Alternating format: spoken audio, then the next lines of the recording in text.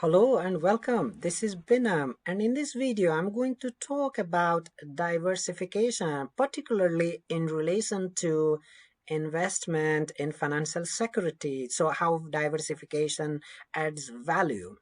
So what I would like to talk first is to show you some articles starting from some article that were written long time ago. One of those that is still very famous and important is the one by Solnik, and this shows you the graphs and one of these I've also taken in my slide, as you may have already noted. So how when you increase the number of stocks it helps reduce the risk is explained, and the paper talks about why not diversify internationally.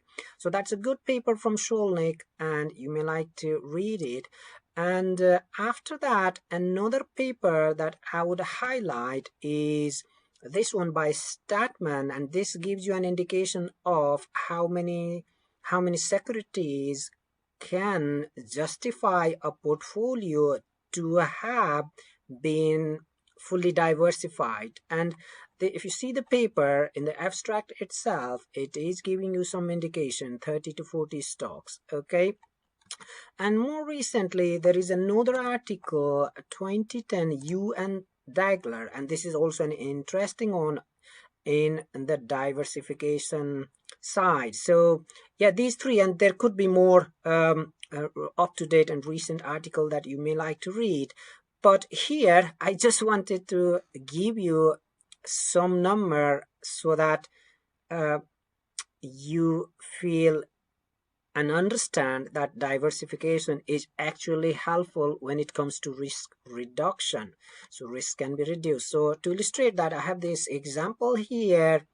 So basically what I'm going to say to you, this is hypothetical number, and here I'm just saying this is a stock of a company that produces supercar like Car Magic. Okay, and this is another company that produces car again.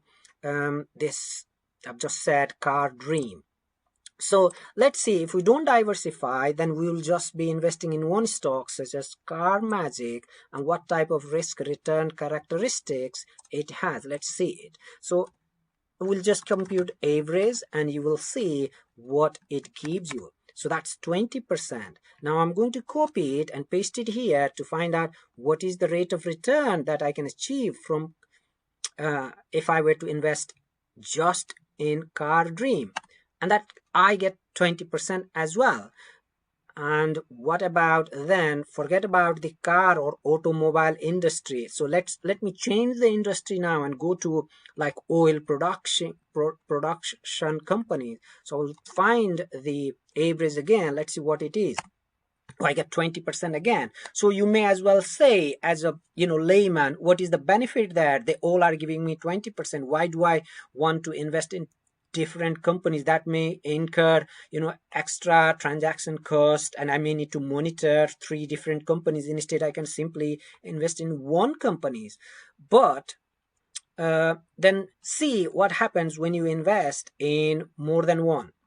So here what I'm doing in this particular column is I'm saying I will be investing in 2 companies instead of 1. So here what I'm saying is I will be investing 50% of my money, which is 0.5 in Car Magic plus 50% in Car Dreams, so that if I compute this way, the return times 50% for each of those stocks will give me the return. So that's how I obtain this. And I can drag it down, and now I want to see if that makes a difference in terms of return. So I'm going to copy it across. Oh, it is still 20%. You see, it didn't make any difference at all whether I was investing in single stock or in stock in portfolio which consisted of 2 stocks. So what about then then you may say, oh, maybe when I'm investing just in the car industry, I'm getting the same return. How about I now invest in two stocks? One is car, another is oil. So that's what I have done here, similar to here. So that's 50% in car dream and 50% in oil. So now let me compute the return. Oh, again 20%. It doesn't change at all. So what is the benefit? Yeah. So now let's see in terms of risk, and I'm computing risk in using standard deviation. And if I just leave it as it is going to compute standard deviation of the sample, which is fine, or you can take population as well. So close bracket, hit enter, and I get 26.8%. And as I said to you, if you wanted, you could do .p as well, which will give you population. It doesn't matter. Okay. So now 26.8, I go here, it's still the same. Even the risk is the same, you see. So then maybe you are kind of persuaded that, oh, it doesn't make any difference. Now you go to oil extra, it's still 26.8%. This means if you were to invest individually in each of these stocks, the risk return characteristics are exactly the same. Now, what about when you have merged car with car? So let's do this. Oh, now the risk has gone down. So when you increase the number of stocks, as you can see, the risk has gone down.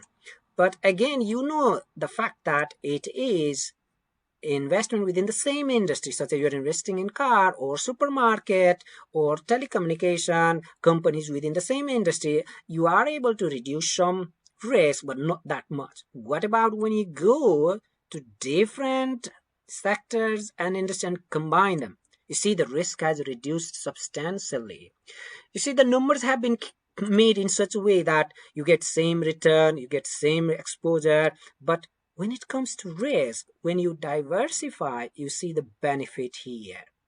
Now, this is an imaginary number, and like some time ago, it was like a big trend in the literature that people were investigating if diversification was adding value or not. It is still a subject that people have been researching, so you may find it interesting. But before moving on to any kind of discussion related to efficient frontier line or portfolio theory, we really need to appreciate and talk about the benefit of diversification, which is what I have done in this video quickly. So thank you very much for your time, and thank you very much for listening to me. Thank you.